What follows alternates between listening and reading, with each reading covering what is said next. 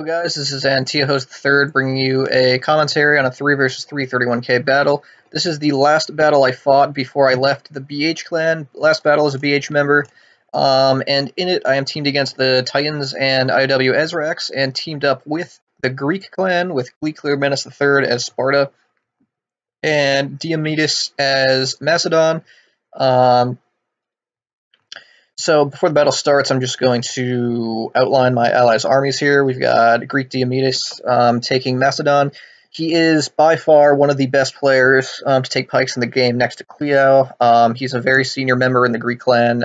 He's been here since the days of Heraclius. In fact, I think he was trained by Heraclius himself, who in his day was legendary for being one of the best 31k players, if not just with pikes in general, at least during his prime. So Dio is a very old player, very experienced, and knows everything about pikes possible, and is just overall very wise and methodical player, with mainly using well-measured moves and calculating things going on with the enemies very, very accurately and well. So he's a very dangerous player, very clever, excellent team player. So he's brought 20 Macedonian pikemen for those stated reasons before, and his goal is, I suspect, to counter the Carthaginians in front of him. We do have two Macedons and a Greece. Carthage is very dangerous to both those factions because obviously its infantry counters both the factions that we took. Dio has the other additional challenge of dealing with all these skirmishers that are near him, while he himself has no cav and no archers. He will be very hard-pressed to defend all these archers over here. It's very difficult for 6 companions alone, all the cav that we have on our team, to cover this wide area with chariots and a fuckload of chariots and a bunch of Praetorians, which are also spirited companions, able to just control the map and the archers and be everywhere. And of course, there's these very swift Numidian cav that could easily dispatch archers, and I won't be able to catch them. So Dio is probably just going to absorb missiles and do the damage he can, if not defeat these 14 Sacred Band units. Over here, me and Cleo are Macedon and Greece. I took the cav of our team. Cleo took the slingers of our team. He has 19 units in total, 13 Spartans, 1 militia hoplite, and 5 slingers. I have 13 rail pikes, 1 Cretan, and 6 cav.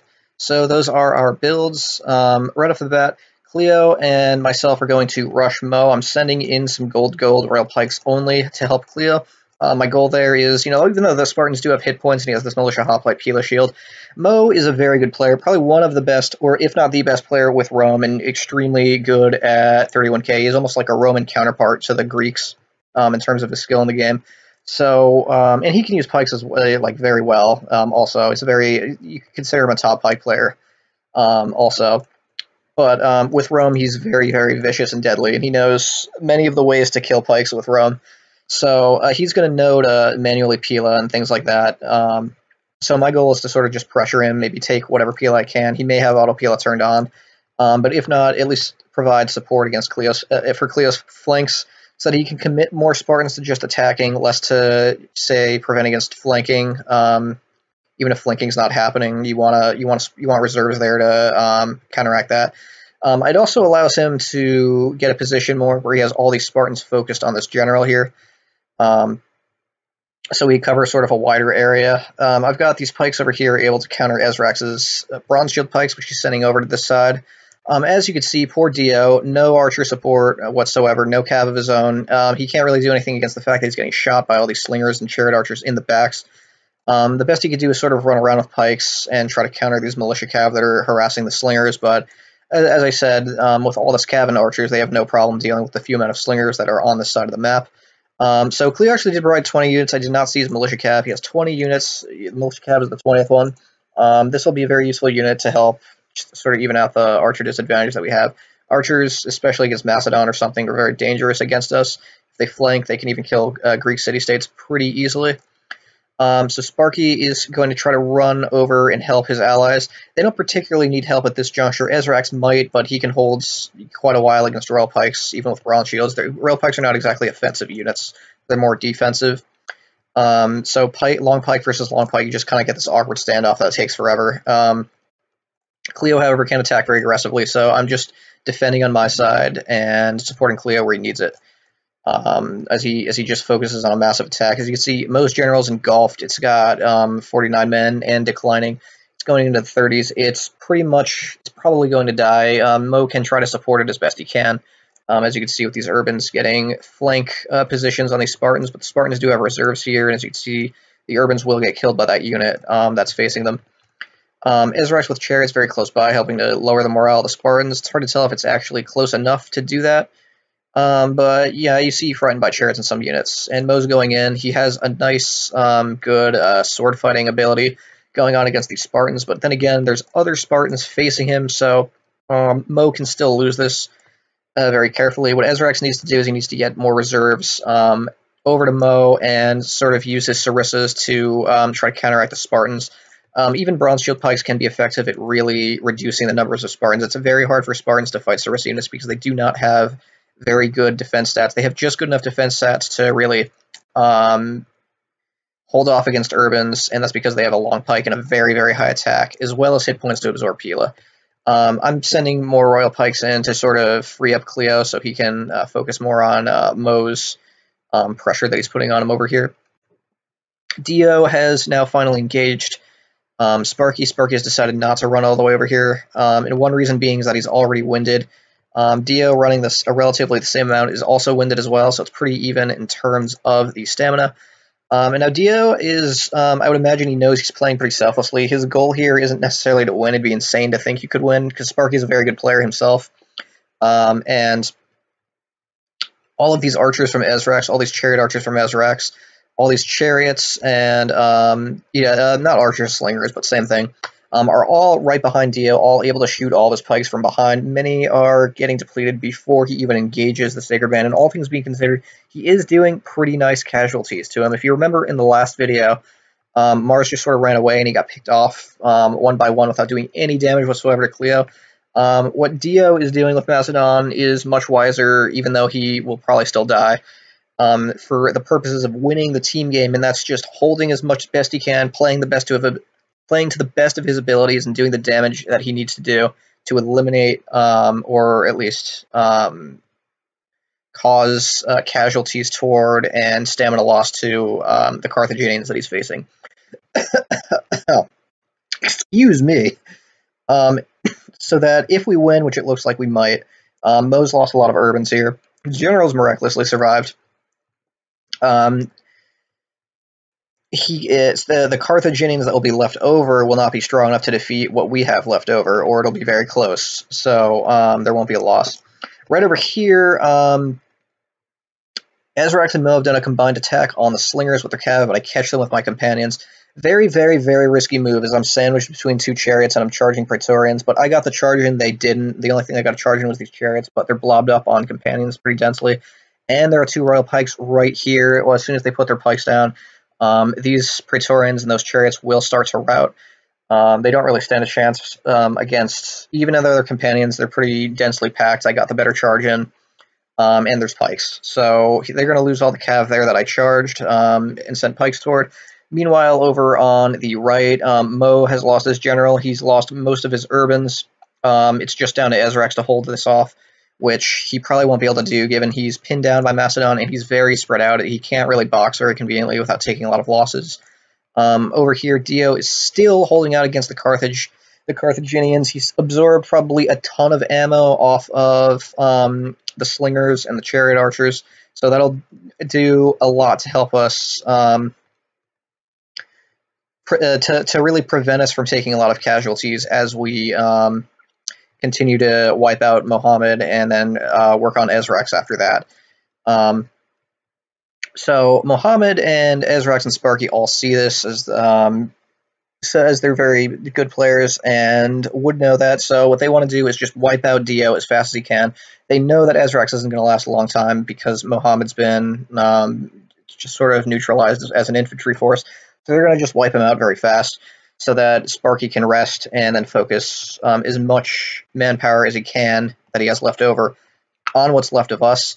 So now Sparky kind of faces a choice here. And as you can see, another thing that's going to hurt him is that a chariot has gone amok on top of Sparky's units. It's going to take even more casualties But Dio's been wiped out. But Dio played very selflessly, and as I said earlier, did a lot to help us win this. To help give us a chance of winning this. Spoiler, but you know, I uploaded the battle, so you probably figured we won. But anyway,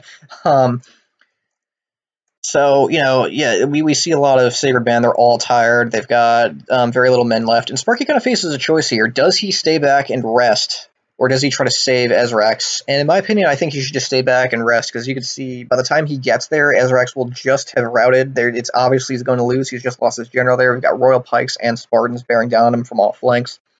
These slingers are probably shooting him in the back to help speed that up. So Sparky, if I were him, I would just stay completely still and maybe even move back a little more and just rest. They have the cab advantage decisively. Ezrax has a chariot he hasn't even used yet. He still has another chariot somewhere else. Over here, he's got a chariot. Over here, he has a chariot that hasn't taken any losses. They could very well have just hung back, chased all of the routing units down, surrounded with their archers, and shot us, and there wouldn't be a lot we could do about it. We do still have some slingers, but Mo has managed to catch them. That was my mistake. I could have defended them against at least this force, but, you know, then again, there's always these chariots here that could go help out, and the slingers don't have flame arrows. There's no real counter to those, except for maybe these little archers here. So they have the cab advantage. They could wipe our cab out. I'm deciding to just help Cleo route these last pikemen out. Sparky's still running. I would not have advised this. I know he wanted to save Ezrax, but it really would have been better, as I said, just hang back and rest. No rushing. There's no need to. He only has, I think, like 10 pikes left, so rushing is very against him. He wants to be as fresh as possible and get as much advantage out of his stamina that he can. Now, if he tried to run back, honestly, the Spartans have better stamina than he does. He would just get caught, so it's a little bit too late for that. They could still skirmish because we're not really rushing yet, although Cleo's definitely planning to, knowing that Spartans have better stamina than Sparky does. And even if they didn't, Cleo's only winded, Sparky is tired and very tired in many units. So that's how things stand at the moment.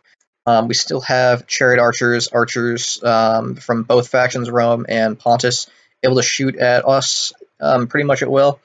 But things are looking pretty dire for Sparky here. We've got a very strong contingent of Spartans here, and we have a relatively intact Macedon here with a lot of reserves. So what that allows Cleo to do is just keep no reserves back and just focus on destroying Carthage. Just as you saw in the previous battle when Uther did it, except it's the reverse scenario because Cleo actually has better stamina than Sparky right now. He's only winded and warmed up. Sparky is tired. So that will enable Cleo to attack freely with all of his units. And Sparky is going to have to get through my Macedon or run around it in order to help out these Sacred Band unless he puts them behind. Flanking is out of the question because I'm over here. I'm using my last little companions to chase down some archers. They're probably not going to survive because they're just so depleted. So things are looking pretty good for us. What Ezrax really needs to do is use his chariots much more quickly and get around the flanks, try to get whatever shots that he can at this point, at least keep them close to lower our morale, and then, you know, maybe he has a chance of mass routing us, but we have so much reserves, it's very unlikely, but it's really his only chance, is if he does that, and the longer he waits, the more units of Sparkies are inevitably going to just lose. So Dio he actually survived this battle because he has these little tiny nubs of units left. He's going to use them to actually pretty effectively chase these slingers off, which have just been left on guard mode. So now I am also fighting Sparky over here. I've got a little semicircle. Cleo Spartans are actually pretty depleted, all things considered, but I've just got so many Macedonian units left alive still. Cleo's just going to flank and try to just wipe out as many Sacred Band as he can, just in case he loses his force. Here comes Ezrax with a general. I just put my general, with a chariot, I just put my general on the loose, and there's nothing he can really do about it. This loose general will be more than enough to stop those chariots from mass routing us. But Sparky's lost so many units at this point. Even these units that appear to be fighting, if they just turned around, they'd route the chariots pretty quick, turn back around, kill these 22-unit Sacred Bands pretty easily. And right there, he might have actually just amoked his own chariot, but it was also hitting a pike, so it would have died. Sparky's general is in a pretty dangerous spot here. It's getting sandwiched by Spartans. Sparky trying to counterflank right here. There's an Amok Chariot coming in, killed a few Sacred Band, killed a few of our units as well. Not looking too good. Not sure what these Scythe Chariots are doing. They don't have a reason not to be kind of close by and at least doing something to help out, but it's way too late now. Sparky's just lost. He's only got 2 Sacred Band left. And I'm just using this pike to sort of chase off these archers. Not that there's a need, we'd win anyway, but why not? Would be an effective move earlier on. Ezrak's going to send a chariot in, do something with it to sort of chase these guys, but it's not really going to amount to much. I got the archer anyway. And these chariots are not killing. I got another archer. These chariots are not killing the pike. In fact, because the chariots took damage, they'll probably go amok some point later. Mo coming in with a little cav nub. Once he charges my pike, it goes. So they did win that engagement, but then there you go, Ezrax is amok, and they admit defeat. So pretty nice 3 versus 3. It showed, in contrast to last battle, so Dio only got 605 kills, but it doesn't really tell the whole story. In contrast to last battle, those 605 kills, are all on Carthaginian units and a few archers. That's what we needed to win in the end game. Cleo got 2,227 kills, very high kills. He is the world record for kills holder using Sparta.